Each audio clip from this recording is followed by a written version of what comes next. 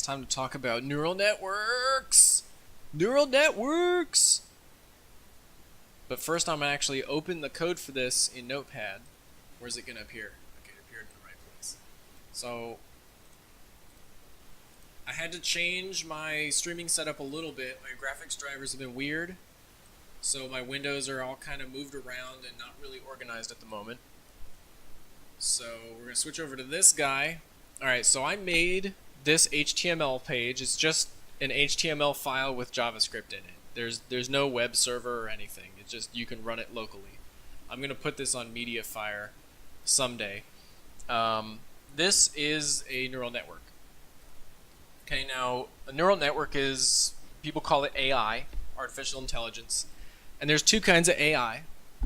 There's the AI that you kind of tell it how to think, right? So something like, you know, in a game like checkers, maybe you would tell it, all right, if you can take a piece, jump a piece, and this is pretty much how it plays. Or in something like poker, maybe you would say, okay, well, you know, you can find the probability of your win, and if it's under a certain amount, then hit additional cards, or maybe bet higher or something like that. Those are rules that the programmer makes for the machine, and the machine's just following a bunch of rules that you give it. But real AI is AI that learns kind of on its own. You can help it, but you're not giving it any rules. You're just giving it basically a brain, and then you're letting it learn. And so this is that second kind. This is a neural network. So neural networks are modeled after the human brain. So each of these little balls, the light blue, those correspond to the neurons in your brain, right? To the neurons that receive and send messages in your brain. And these green lines are edges. It says error undefined because I haven't done anything yet. And I'll explain what these numbers mean pretty quickly. The number that's inside the neuron, that's the value that the neuron most recently had. They're all 0 because I just loaded the page fresh. The numbers on these lines, these are called edges. These are like the connections between the neurons. This is the weight of the edge. So whatever input this neuron had, it'll be multiplied by the edge weight, and then it'll be sent in to the neuron in the next layer, the neuron that's connected to it. And so it'll do this from the left side, which is our inputs. It'll propagate all the way to the right until we get a single output on this guy, right? And we can train this network to learn anything we want, although with only 13 total nodes, 13 total neurons, it's not going to be capable of much. So we're just going to use addition in this case. I haven't told this thing how to do addition. It's just a bunch of objects with a value on it and a bunch of connections with a value on that. Alright, so I'm going to type in, and I'll show you the code for this later. I'm going to show you do 10, 20, and 30. So I'm going to add 10, 20, and 30. These are my inputs. I'm not going to tell it the expected output. I'm going to say guess. So this thing has been just randomized, so the answer is probably going to be way off. Okay, so guess. It gets 30.2. Okay, that's half as much as we want. So I'm going to tell it the expected output should be 60. And hold on, there's something I want to do. I actually want to arrange these so that this is actually number 1. They kind of get out of order a little bit sometimes. Oh no, I lost it. I lost that neuron. It's alright, I think I can get it back by nudging it up there. Oh no. Okay. That's what layer 1 should look like. Oh no, this one's the third one. That's the second one. Wait, that has 3 connections, that has 3 connections, this one's in the middle. It'll look, I'm just going to mess around with it. It looks nicer this way, trust me. It's just going to take a minute. And this guy goes up here. And, is that right? Do both of these only have 2 connections to these guys? Does that seem right? Come on. That guy goes in the middle. Ah, okay. Symmetrical! And then I have to change these ones on the right. So let's see, this guy goes up top. No, he goes, see number 2? This guy goes up top. Number 2,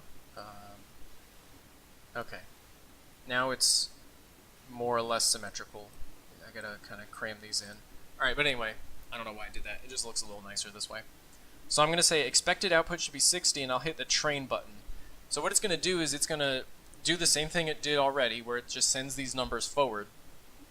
And then it's going to calculate how wrong it was, now that it knows what the answer should be. It's going to calculate how wrong it was, and then it'll work backwards and figure out how wrong was the input from this edge, and from this edge, and from this edge. And then it'll go back and say, well, if that edge is corrected, how long, or what's the error on this node? And it'll fix the errors by a very tiny amount. So I'm going to hit train, and so now you see, I'll tell you what these colors mean. The green outside, like on the edges of these nodes, means the error was high, so those nodes, or maybe the edges on them, got their stuff increased. It's just telling us how much error was on the node. So if I hit train again, see, we're just getting closer to 60 at this point. And if I keep hitting train, it will be exactly 60 at some point. I probably have to click like 100 times to get it all the way. Okay, well, it may not go all the way, but it'll be pretty close. It's just because of diminishing returns. And we can try any other thing. So let's do like 5 here, 20 there, and 5 here. I'm not going to give it an expected value. I'll say guess, so we should expect 30. And it comes out 23.7, which is pretty close, but let's say it's supposed to be 30, and we'll train it, and it's going to get closer, and I train it a few more, and it gets closer, and I can guess. And then I can go back to the first one that it did, and it still should be pretty close to 60. So I said guess, and it's 74. It went up a little bit because of training the previous one I just did, and if I train it, it'll go down. And so those errors were a little high, so they got reduced, right? Now I added this thing called auto train. This is actually a really bad neural network. And when I say bad, I mean the initial values that were selected for the edges. Does it have an upper limit? Does what have an upper limit? The values to what it can calculate? Yeah, whatever is the limitation of the browser, I guess. I mean, I can put in things in the hundreds or the thousands if I want to. We can try that. I'll maybe go like 100 plus 200 plus 1000. This is going to be very wrong, right? So we're expecting 1300. I'll say guess first. So it guessed 1545. It's only 200 off. That's not too bad.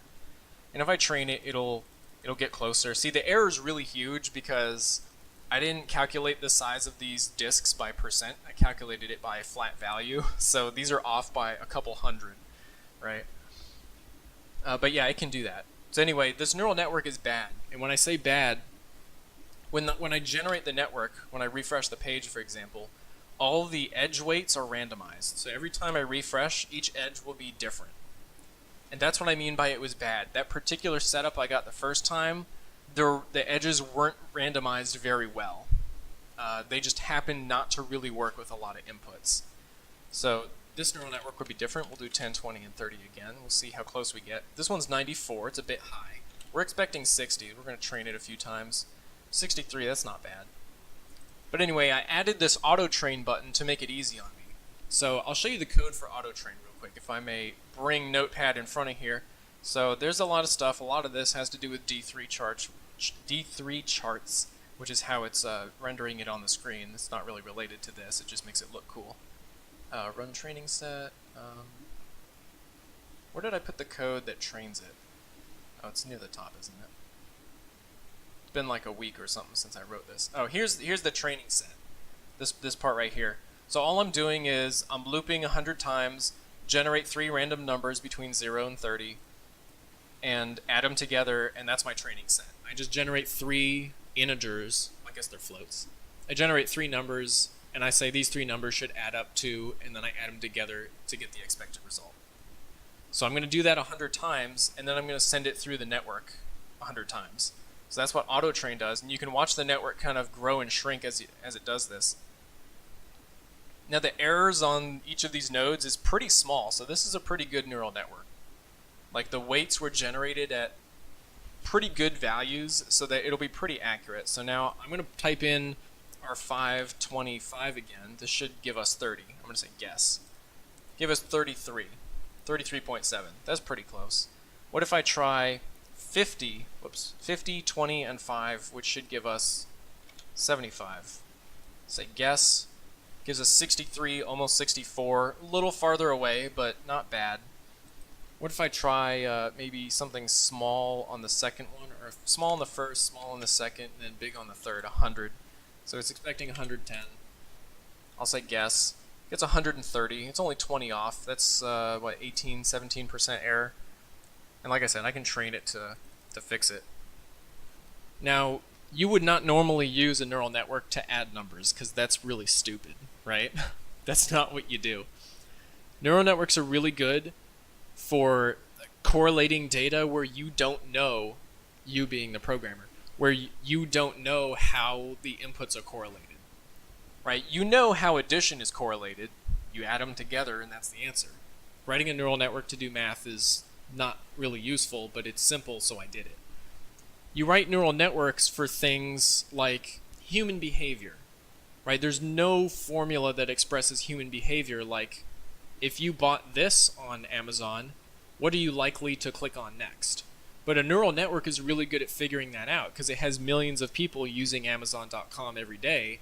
It sees when people click on this, they're likely to click on this next. You don't have to know why. The computer just learns that and it uses that to recommend items to you. Same thing with YouTube videos. When you're watching a YouTube video, you always see in the recommended videos that are pretty closely related to the video you're watching, right? The videos themselves are not like programmed to be linked together. It's just that people usually go from one of those videos to one of those videos. So the YouTube algorithm kind of connects them in its neural network, in its brain. And so I guess I can show some code now. Let's bring this guy back on here. So this is the entire file. It is, let me shrink it down actually so I can kind of see the bottom of Notepad. Like I said, I had to change my setup earlier. Okay, that's better. Alright, so the whole file is just under 500 lines long. This entire thing is 500 lines of code. I mean, I'm using libraries to do some of this stuff, but I only wrote 500 lines of code to do this. So let's start. I'll go through briefly the whole thing. This is some styling stuff to make the tooltip look good. This is AngularJS. Don't worry about it. It's cool. Learn it, but it has nothing to do with this. So here's what my data looks like. I have programmed the structure of this thing by hand. So I have said I want 3 inputs, I want 5 nodes on this hidden layer, I want 4 nodes on this hidden layer, and then I want 1 output. I programmed that, and then I also programmed which nodes are going to be connected. I didn't put the weights in myself. I just programmed that they would be connected. Okay, so these are the actual neurons. So they have a name. This is just so the visualization part can connect them, or can find them. The store, that's their like current value as other neurons are feeding them impulses. The layer, again, is for visualization. It's just to show like this is 0, this is 1, 2, and 3. And then the bias, I didn't end up using that, but it's basically a weight for the neuron. And then these are all the edges, the links. So it says it comes from A1, it goes to B1, and the weight is a random number between 0 and 1. I'm reading Phantom's long comment. Met a guy in Korea, he developed an AI that would take the input from X sources and use it to predict the rise and fall of Bitcoin trading. Yeah, that's something you could do with AI. AI is really good at finding patterns in things where you don't necessarily know what the function is, right? You don't know the equation for what should be expected. Alright, so a lot of this stuff, this is all a library called D3JS. It's very cool. It is like super duper cool. It has a pretty high learning curve, but I mean with only probably 150 lines of code is all I needed to make the visual part of this.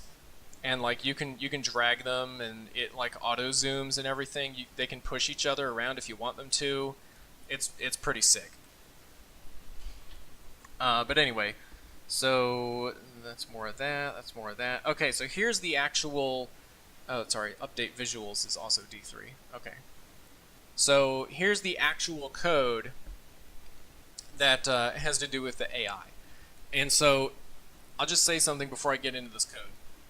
When you do the backpropagation, when you take the error on your output node and then adjust it and then do the same thing going backwards, that's called backpropagation. Normally you would use some fancy calculus to do this because it's more accurate. I wanted to keep calculus out of this file because it makes it easier to understand for you guys. I initially did it in calculus and it was fine, but it was kind of hard to follow. So instead, I just kind of made up some equations. They're just like algebra.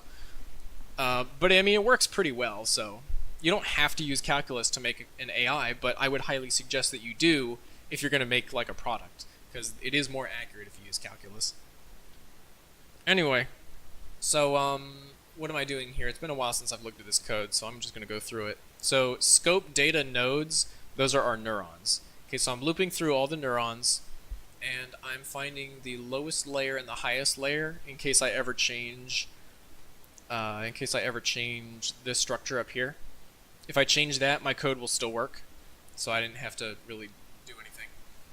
And what am I doing? I think I'm just constructing the links. Yeah. I'm just connecting them in JavaScript to make the rest of the algorithm faster. Because if you go up here, the way that I did it up here, they're only connected by their name. They're not connected by like a memory address or a pointer. So this just connects them by a pointer in JavaScript. All right, create and populate the layers. Yep, that's that was. I'm just creating objects to store this stuff again, so the code that's down here at the bottom is not so slow when it runs, right? It speeds it up quite a bit.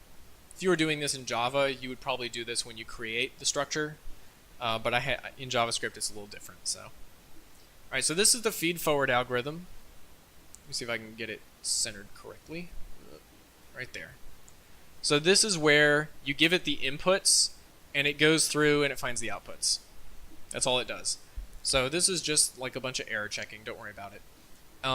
So we're going to find A1, which is input 1. A is the name of the first layer. We're going to find all the inputs, put our inputs in there.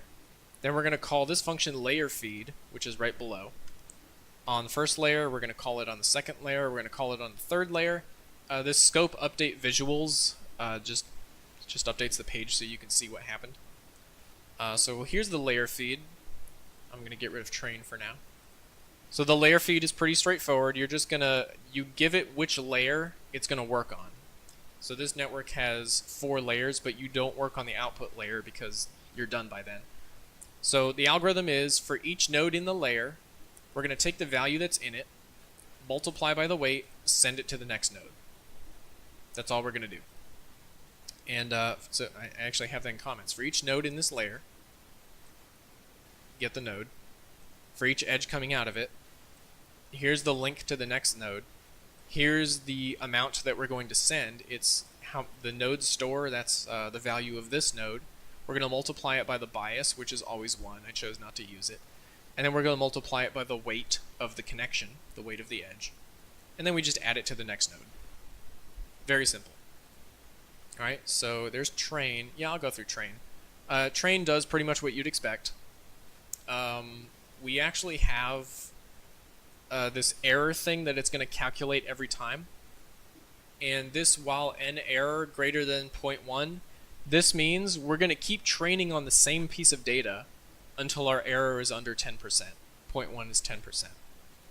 Okay, like when I type something in here and I hit train, that just gets it a little bit closer, but we want to get it close enough. Well, that's already close. Let's try something else. Let's try 50, 50, and 10. This should be 110. Guess. Oh, that's already within 10%. All right, let's try 7, 7, and 5. So 19. Guess. 16. Okay, that's not within 10%. So if I hit train, it gets a little closer. And in order to get within 10%, I have to train maybe 2 or 3 more times. So that's really what this controls, is you keep training it until it's within a certain error margin. So we're going to feed forward. We're going to find out, going from left to right, what our output will be for these inputs. And by the way, the inputs are up here. A, B, and C are the inputs. So we're going to do scope feed forward. And then we're going to calculate an error amount. So this is just the expected... the result minus the expected, so that the difference divided by the amount you expected. This is a pretty common equation when you're finding error in scientific analysis. So if this looks foreign to you, maybe you should go read a science book or whatever, because you'll see this a lot, pretty much everywhere. Use it a lot. It's useful. What did I do? Okay, I'm leaving a comment to myself to say don't be a bad programmer. And then I left a comment. Anyway, we're putting the error on the last node. So this is just telling the network, okay, you were off by this amount, and that's to prepare for this next function, backpropagate errors. Okay, so backpropagate errors is what's going to fix all of the weights. Okay. Oh, I guess I did use the bias. Oh, maybe that's what that. Okay, never mind. So we're going to backpropagate, and then this adjust bias, I'll explain that in a second. Then we're going to feed forward again, and we're going to backpropagate it again. I'll explain. Why do I do it? Oh, backpropagate errors. Sorry, not the. Let me back up a second because I forgot what I was doing for a second. All right, so we're going to attach the error to the last node, to our output. So our output knows, oh, you were such and such % off. This is backpropagate errors. So this just takes whatever the error on this output was, it's going to multiply that error by these weights, and then just send the error back, kind of the same way that feed forward works. But we're kind of feedbacking the error in the other direction. So all the nodes know how wrong they were. That's all that's doing. So now that all the nodes know how wrong they were, we're going to change the one node that was the most wrong. We're going to change its bias. So if there was one node that had a value that was too big, we're going to reduce its bias a little bit. And if its value was too small, we're going to increase it a little bit. Just on one node. I chose to do this. Other backprop algorithms don't do it. Some of them do. But I chose to use that because it was pretty cool. Then we're going to feed forward again, because if you change one of those nodes, your error is going to change, right? Hopefully it'll be reduced. So this line and this line are the same as you already saw above. We're going to backpropagate the errors again because those changed. This is the actual backpropagation, and I'll show you what that does. And then after all is done, we're just going to update the weights with the new values. So adjust largest bias, I told you what that did. Here's the backpropagation. This is probably the hardest part to understand. It's even harder to understand in calculus, which is why I didn't do it in calculus. Actually, I have a different version of it where I did do it in calculus, but it's kind of weird. So here's what it's going to do. We're going to go through all the layers. This first one loops through the layers.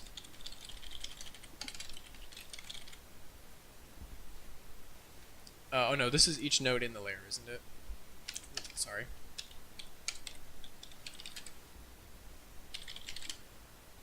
Okay, so weights and biases are like two different words for mostly the same thing. The weight is the weight of this edge, okay? The bias is the weight of a node, okay? So this node, not its edges, just the node, before it sends a signal, will multiply that signal by the bias. So if the bias is 2 on this guy, it won't send 7 through this weight, it'll send 14 through this weight, multiplied by this value. So the edges have weights, but the nodes also have weights. They're just called biases if it's on a node. So there are two different words for almost the same thing. Loop through each node in this layer. So let me go up real quick. The adjust largest bias just adjusts the bias of one node. Okay. The backpropagate layer, it recursively calls itself until you get to the input layer. So this backpropagates the whole thing. This only changes edges. It doesn't change node biases. Okay, it only changes the edge weights. So for each node in this layer, we're going to calculate the outgoing error from the outgoing edges. And the outgoing neurons already have error because I did it in the backpropagate errors function. And we're going to calculate the total input to this node from the previous ones. So let's say we're looking at the output. We're going to calculate how much total signal came in on all these nodes. And it's not going to necessarily be this value. In this case it was, because these are all positive. But you could have a network where some of the stuff will be negative, right? So the negative will cancel out the positive, but I want to know like what's the total? Okay, not the net, but the total. So I'm going to absolute value sum all of the inputs to this node. Where am I doing that? Input from edge equals the weight of that edge times what the previous one sent times the previous node's bias. And then I'm going to add the absolute value of that to this variable total input. And why that's important is because, you know, this node, let's say that it was off by 20%. Okay? These edges, if you just go with 20%, you don't know if this edge was high or low. Let's say it was 20% higher than it should have been. Let me parse my sentence real quick. Okay, let's say this node it had a value 20% higher than it should have been. This was positive, this was positive, this was positive, but this one was negative. Let's say one of the edges was negative, or like, you know, this node had a negative value and the edge multiplied it, right? So if you don't know what the relative, basically what I'm trying to do here in this little line of code I'm trying to explain is I want to find out what percentage each edge contributed to this node, right? So I want to figure out, okay, this edge contributed such and such percent of the error, this edge contributed such and such percent of the error. Like, I want to find the total input as a ratio of all the weight of all the edges going into me. Okay, because different nodes, they don't always have 4 edges, right? Like this one back here only has 2. Okay, so that's why I have to add them up, and I'm basically just kind of taking an average. No, I'm not taking an average. I'm going to add them all up. I'm going to take an average, but the average is weighted by the edge weight, I'm pretty sure. Let's see. So I've got my total input. Then I'm going to look at all the edges again, and I'm going to say the impact ratio is what I called it, equals the input that this edge contributed divided by the total input. Okay, and I use that to calculate the error on this edge. Right, so let's say, let me refresh this. Hopefully I'll get a neural network that's totally wrong. Guess. Okay, it's 90. That's too high. We want it to be 60, right? So just kind of eyeballing it, it's 50% higher than it should be. We expect 60, we get 90. So this edge is contributing the most. I can already tell by looking because the edge weight is the highest of these 4, and also the value out of this node is the highest of those 4 nodes. So this one's contributing the most amount. So whatever the error on it is, I'm going to change this value the most in the end. And then the one that's contributing the least is probably this one down here. Yeah, that looks right. So this is 30 times 0.2. That's way smaller than any of these others. So this one's not contributing as much of the error. It's mostly this guy is the biggest culprit. And in fact, if I hit train, this node will probably have a really big bias around it. And it does. This is the one with the biggest bias. The red is how much the bias changed. Is that right? Yeah, it's how much the bias changed. Or is it the error?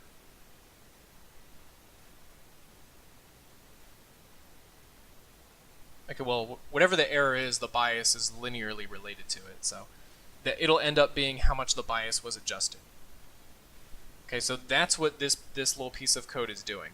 We're going to find out how much error each incoming signal contributed to our error, and we're going to say you were responsible for most of the error. And then we're just going to recursively call ourselves. So that does one layer. So from this layer to the third layer, it's going to recursively call itself from the third layer to the second layer all the way back. And then at the edge, what was that? That was backpropagate errors. This is where we actually do the updates of the weights, the backpropagate layer. So we're saying for each node in this layer, we're going to find it's the same code we just ran basically. We're going to find how wrong it was. But this part's different. We're going to find this thing called the delta. Normally you'd have your calculus equation here. It's called. It's normally called. What's it called? The error. What's it called? The something gradient. I can't remember the first word of it. But anyway, you're going to calculate the gradient of errors going back. I didn't do that. I used a simpler equation that's less accurate but still works pretty well. So it's just how much error did this link contribute divided by the what's coming from the edge before it times the bias. So that's how much I want to change it by to make it perfect. Okay, this delta will make this particular edge and node the perfect weight so that it will have zero error. But we don't do that because if you make your network have exactly zero error for one training case, it will be wrong for every other training case. You want to have error in your neural network because then it's kind of every answer is mostly right. No answer is perfectly right, but no answer is ever wrong, usually. I mean, it can still be kind of wrong, let's be real. But if you have only... If I don't do this, let's say that I made this network perfect for this input, right? I keep training it until it's perfect. 60.0. Any other input I do will not be perfect. You can never make a neural network perfectly guess what it's supposed to guess. All neural networks can do is get really close.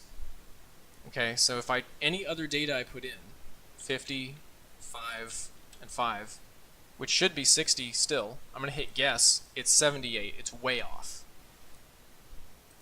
Oh, I trained it on the wrong thing. Whatever. That network just got dumb. Got some false data. That's alright. I'm not going to use it. So what we're going to do, we have the amount that we want to change to make it perfect. Then we're going to multiply it by this thing called the learning rate. And this you can change. If the learning rate is 1, then every training set will make the neural network perfect for just that training set. But you don't want that because then your network is worthless. It can only really work on those inputs and no other inputs. So you want to multiply it by a smaller value. So in mine, I think learning rate is like 0.3. So whatever we need to adjust it to make it perfect, we're only going to adjust it by about a third of that much. So we just want to get it, we just want to kind of push it closer, right? We want to get it close for all situations, perfect for none. That's what we want to do. And then we're going to, this last update is just for visualization, that's not needed. And then we're going to recursively call ourselves and go to the previous layer. And that's basically it. And the rest of this, go up a little bit more. That's about as high as I can go. Hold on. If I move Chrome down a little bit. The rest of this is the HTML. The HTML of this thing is only 463 to 492. It's only about 30 lines long. This is the entire page. Right, all the magic happens in the JavaScript. Any questions, Phantoms? Or Verdant, or anybody else watching, but I know Phantoms had some questions for me.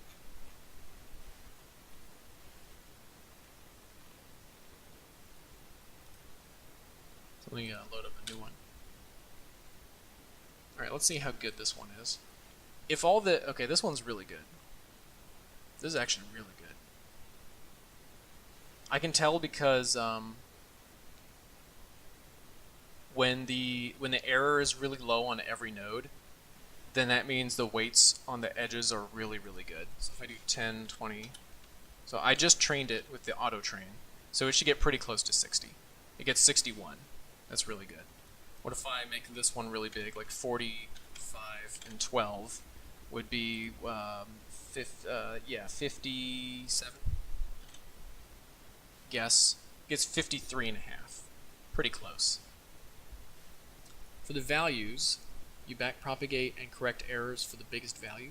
Okay, so there's 2 steps that I used. You don't have to use the one that I did. So my algorithm is we're going to give it 3 inputs over here, and we're going to feed forward. Anybody can program that. That's piss easy to do, right? That's the easiest part of this thing. What I'm going to do then is I'm going to say, what was this supposed to be, 57? Yeah, okay. I'm going to say this was, 8% lower than it should have been. Okay, this node was 8% lower than it should have been. So I'm going to take that 8% and I'm going to multiply by the weight and by whatever the previous node was sending me to figure out, okay, how much of that 8% did the previous node contribute? And so I'm backpropagating the errors first. If you're using calculus, you don't have to do this step. That's one reason to use calculus. You don't have to backpropagate the errors first and then correct it. You can do it all at once. Most backpropagation errors just have the one algorithm sending stuff back. It sends the errors and it sends the corrections. But I didn't use calculus, so I had to do it in 2 steps. So I'm backpropagating the errors all the way back, kind of the same way feed forward works, but instead of using these inputs, I'm using the output error. Oh, by the way, you'll notice the error on the input nodes is always 0. I didn't program that. That's just the way it works, right? Anyway, so you backpropagate the errors first. The second step I do, which is completely optional, a lot of neural networks don't do this, some of them do, is I'm going to take the node, the node, not the edge. I'm going to take the node that was the most wrong, and I'm going to adjust just that node, just the bias of that node. If that node was too high, shrink the bias. If the node was too low, I'm going to increase the bias. That's all I'm going to do, just on one node. You can do it on multiple if you want, but I did it on one. I was lazy. I didn't want to do it on all of them. So I'm going to change the bias of one node. Then because I have changed the bias, now I'm going to have a different output and thus different errors. So I feed forward again to find out my new error now that it's a little bit adjusted. Then I'm going to backpropagate the errors a second time. Then I'm going to adjust all the weights going backwards. So that I do the what you normally call the backpropagation. I do that last, where you're actually fixing the weights of the edges.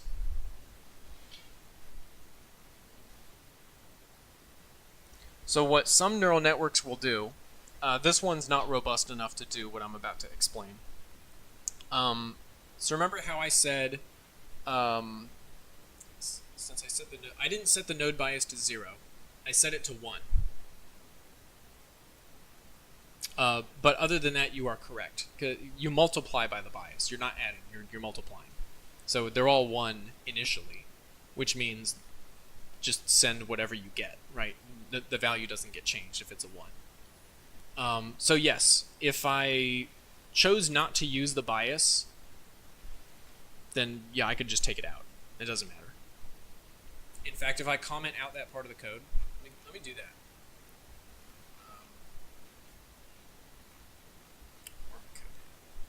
Training. All right, here we go. I'm going to comment out the adjust largest bias. And if I don't do that, then I don't need to feed forward again. I don't need a new error, and I don't need to backpropagate the errors again. My hard drive's spinning up because it's on my hard drive. Okay, it's saved. I'm going to load it again. It should still work. It may not work as well, but we'll see. So this neural network's pretty good. Most of the weights that are changing are on the first layer. You can see the weights changing as it auto-trains. I'll do it again. Pay attention to these weights and notice how they're going to change a lot. But the weights over here don't really change that much. They do a little bit, but not much. So the weights coming out of the first layer are what's changing the most. Actually, those other weights are not changing at all. This is a really good network. Let me get one that's bad. Alright, this one's pretty bad, I think. That one weight is pretty high. This guy's climbing up to 5 sometimes. Okay, so this network's not so great. Right, so let me do 10, 20, 30. It's just easy to type that, that's why I always use it. Guess, 62.7, that's not too bad. There's probably some that are going to give me a lot of error. Let me try 10, 20, 30. I'm just reversing them. We get 48, so that's pretty bad. I gotta reread your question to remember what I was gonna say.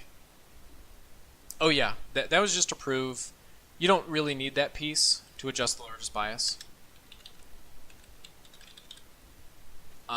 It just kind of, it gives it a little more robustness, right? It just makes it converge on the answer a little faster and a little more accurately. But the problem I find sometimes is even when you do that, If the network is initially bad, like this is the guy that's always going to be updated. It's like it's only really his bias being changed, and maybe sometimes this guy, the guys with the biggest rings. It's never going to adjust any of these other ones. So it's not a perfect solution, but it's something that I was playing around with and I decided to do. Oh, what I was going to say, some neural networks are really fancy. What they will do is if the node's bias is, if they use a bias and it goes towards 0, or if that node is just always a problem, what some networks will do is they'll just cut the node out. They'll just be like, bye, and it's gone. They just rip it out, and they rip the edges out with it. Or sometimes they'll, repoint the edges to something else. Or sometimes some other networks might add a node. They'll say, well, this layer always has a lot of error. Maybe this layer needs an extra node in it, and we're going to connect some edges to this node. So I chose not to do that because that's actually a lot of work. That's kind of hard to figure out how your AI is going to determine how to do that. That's kind of like an AI for an AI, right? Like you're telling a neural network how to become a better neural network, how to program itself as a better neural network. That's a little harder to do. If I had more time, I could have done it. But some really fancy algorithms will do that. That's called, I don't know what the adding is called. The removing is called pruning or culling. You'll probably see those terms if you look it up. Those make the networks ridiculous. They cut out the diseased flesh. Exactly. Phantom's got it. Yeah, so if there's like a problem child that just won't go away, it'll just make it go away. And that's the solution to the problem. Get rid of a neuron that's always shooting out the most error. Like that's what this network should do for this guy, right? This guy always has the highest error on this particular network. And you can see these two edges are ridiculously huge, right? So a really good neural network, like a well-programmed neural network, would remove this guy, or maybe like redirect one of these edges, or maybe add some new edges. You can make a neural network really, really flexible. And the human brain is the same way. You always hear about people get these brain injuries, and they're unable to speak or they're unable to walk or something like that, and then 3 months later they're perfectly normal, right? That the brain does exactly the same thing. It's getting rid of the neurons it doesn't need, that it's no longer using, and it's creating new connections between the existing neurons. Your brain's constantly doing this. They call this neuroplasticity in not psychology, in it's the study of the brain, neurophysiology, or neuroscience. That's what it is, neuroscience. Any other questions? Let me go and put this code. Okay, it didn't mess up. All right, I'm gonna put this on MediaFire. I'm gonna upload it to YouTube, and I'm gonna put a link. You see the initial inputs changing. What did I do? Oh, they're not changing. The test data that I generate. The test data that I generate, that's the values of the test data. Right, I made this thing that says generate a random number. These are floats. Generate a random float between 0 and 30. Or generate 3 of them, rather. Add them together, and that's a training set.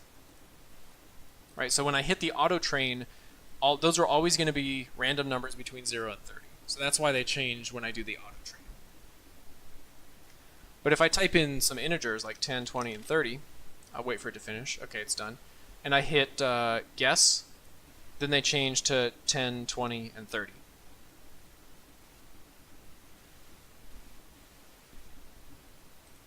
All right, let me bring up MediaFire and go ahead and upload this. If you got any other questions, now would be a good time to ask. I don't want to start uploading files. I want to sign in.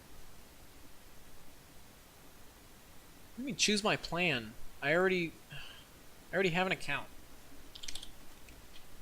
Alright. Making sure I'm not revealing my email address to everybody in the world. That's fine. Okay, cool. What is my password for MediaFire? I don't remember. It's been a while. Okay, that was it. Alright, so if there's nothing else, I'm going to go ahead and, well, I can upload this now, I guess. Actually, let me see and make sure. make sure I commented in that other code. I'm pretty sure I did. I just want to double check. Let me add one more additional comment before I upload this. So the next 1, 2, 3, 4.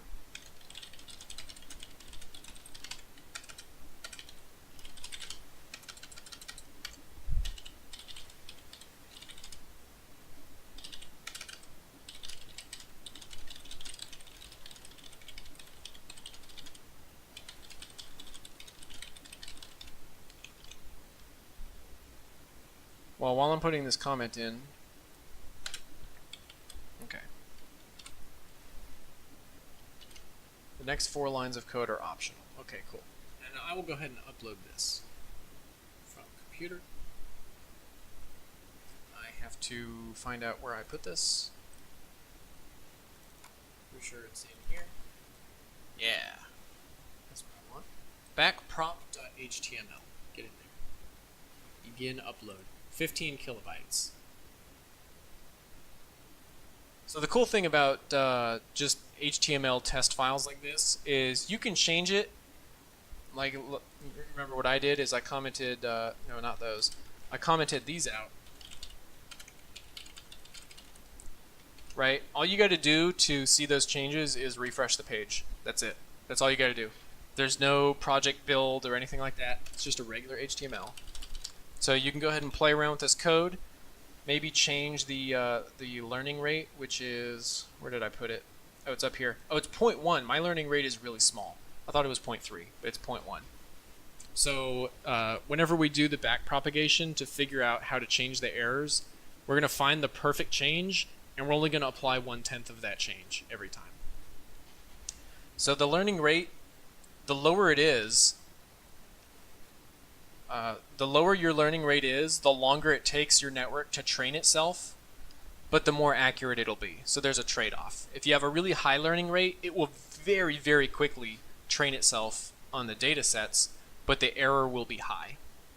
So the 10% of leeway that I give it, how low can I make it before it starts screwing up the overall accuracy? That's a question that you can probably test for yourself. Where is my... So this is 0.1. Let's try 0.01. So we have to get our algorithm within 1%, not 10%. The error has to be 1% in order for it to be happy. So I've already uploaded it. Copy the. Well, I'm going to upload this to YouTube anyway, so I'll post it on YouTube. But anyway, the did I refresh?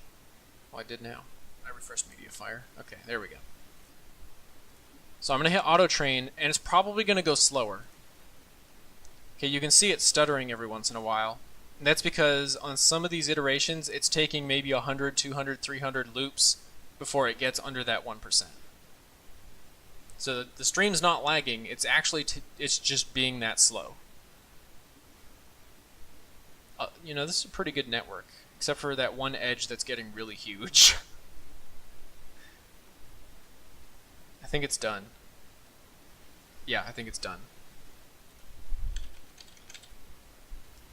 So guess 10 plus 20 plus 30, it got 38.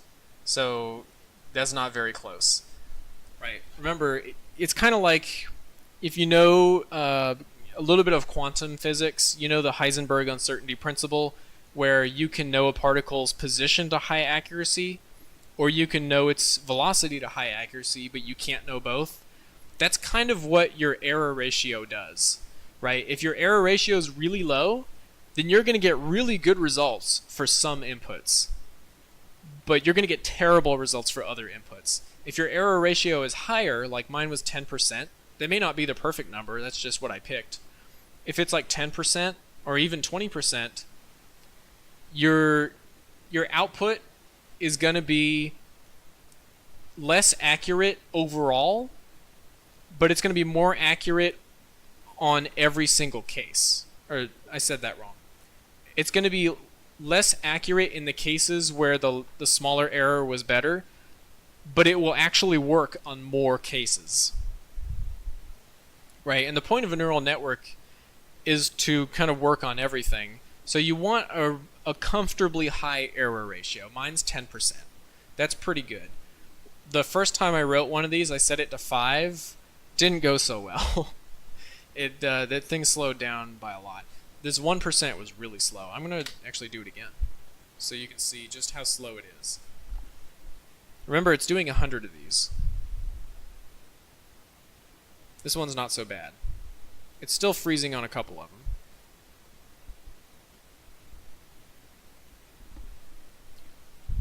Well, it's not just the cases you train it for, right? The neural network changes with each different test case that you train.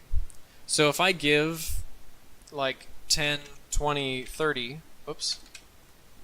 If I give 10, 20, 30 into this thing, and I say expect 60, I can, train it. See, it's getting extremely close very fast. The first time I hit train, it went to 60.5.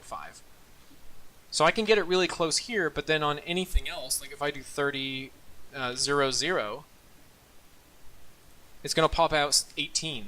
That's terrible, right? So the neural network is most affected by the most recent thing it has learned.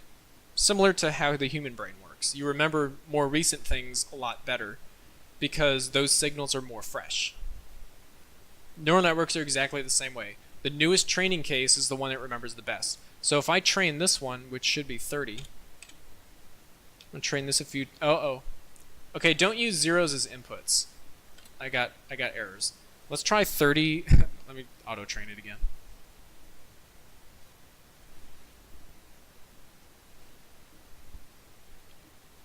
Yeah, I'm pretty sure I'm dividing by some of the inputs when I do the backpropagate errors, so don't use 0 as your input. It'll break. Forgot about that. Okay, I think it's done. So I'm going to go 31 and 1. We should get 32. I'm going to say guess. It's 8, right? That's terrible. So we're going to train it, and we got 31.6, right? That's pretty good. I can train it some more to get it closer to 32. So remember, this is 30, 1, and 1. I'm going to change it to 10, 20, 30, 60. Guess. It guessed 346. So that's terrible.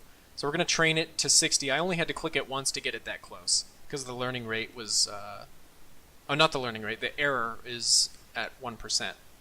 So now I'm going to go back to the one I just had, 31 and 1. It's not going to be close anymore because it just relearned to this one, right? So I'm going to say guess. It's 6.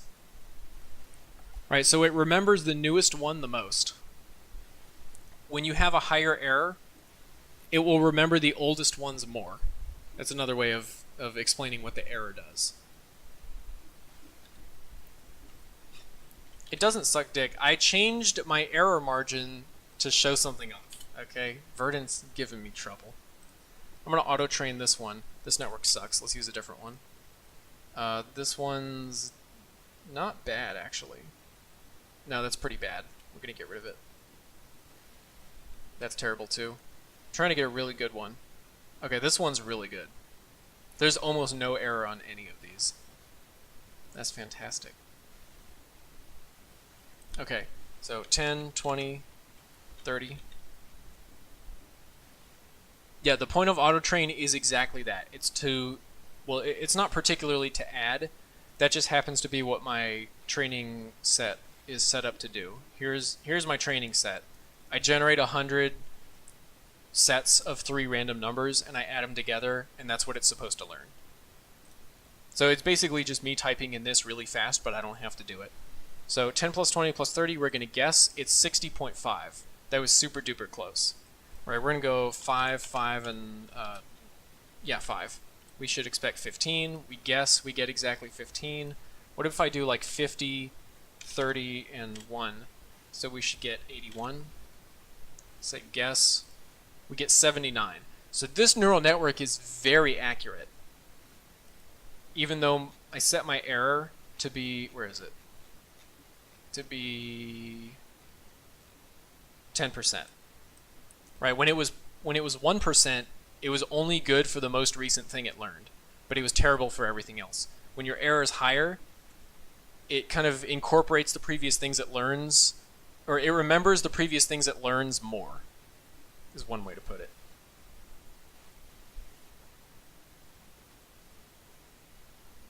Phantom Zen says 10%. No, I mean, when it was at 1%, it was terrible. It would only get the most recent thing it learned. But now that it's 10%, it's really accurate.